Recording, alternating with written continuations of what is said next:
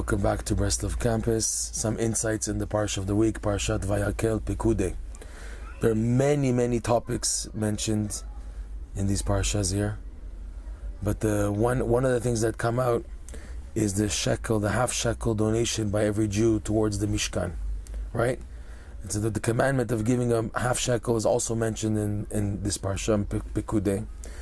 And it's pretty interesting, as Rashi says, that every Jew was counted by the money as opposed to counting them individually. That's how the census was taken, in order that there should be no ayin hara. So now the question is asked, what ayin hara? Rav Nosson asked this amazing question. The Jewish nation is the smallest, most downtrodden nation in the world. We're not the majority, we're the biggest minority. What ayin hara, what evil eye is there of the nations towards us? What is there? He explains something amazing. The Rabbi Nachman teaches, based on what's written in the Sefer Yetzirah, that the addition of Jewish souls is in what's called a factorial process and format.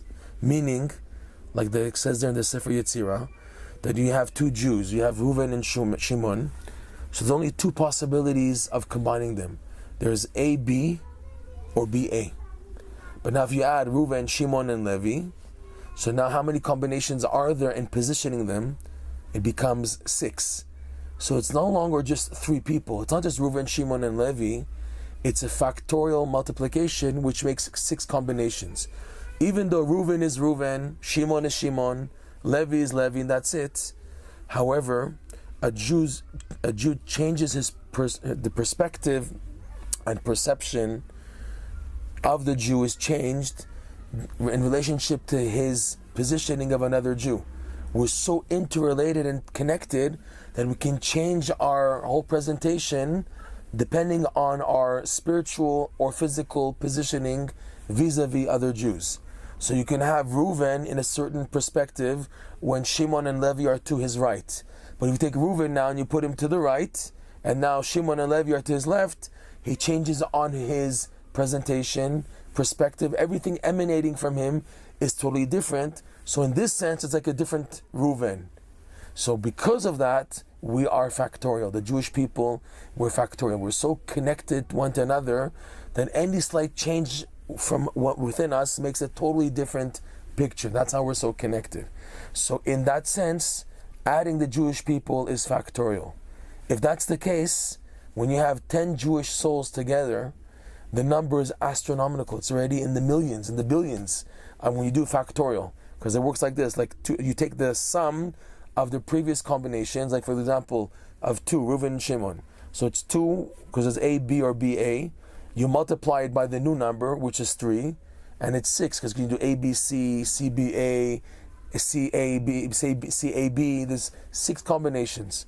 And then you want to do 4, so it's now 6 times 4, 24. 5 is 5 times that result, and then 6 go on, and the number up to 10 is already an astronomical figure.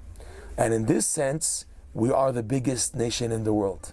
We may be small physically, but because of our factorial ability in how we combine with each other, and this is because of the arevut, the co-signing that the Jews took upon themselves for each other when receiving the Torah.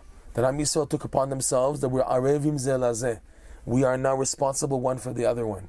That's the beauty about the Jewish nation, that wherever you go, and there are Jewish people, you can find a warm home to receive you.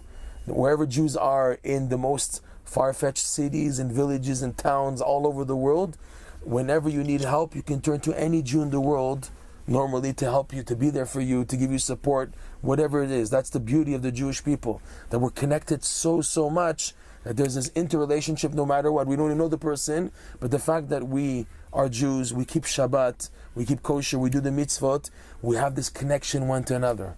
So because of that, we're the biggest nation in the world. And in that sense, there is now ayin hara. There is the evil eye from the other nations. So the remedy is to give a half-shekel coin.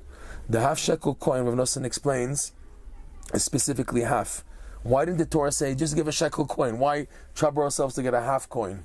The half coin, when every Jew gave a half coin in the census, for whatever it was, It was to remind the Jew that I, as big as I am, as important as I am, as special as I am, as precious as I am, I'm still half. I need my fellow Jew. No matter how great I am on my own, I still need the fellow Jew. He also needs me.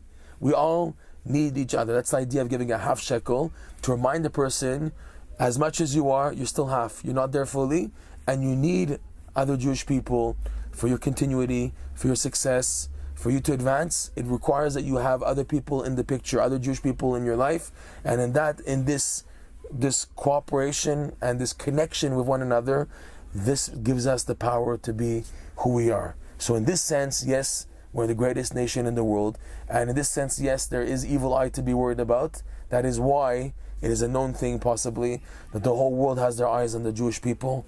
Israel, for example, and the Jewish nation are always on the news every single day. That day doesn't go by where we don't hear about what's happening with the Jewish people in Israel. Fine. So because of that, we see that our importance in the world, and why we need the biggest protection possible and available. And it's the idea of any census is without counting the Jewish people, not to instill in them ayin hara, and in this we understand the mitzvah of the machatzit shekel.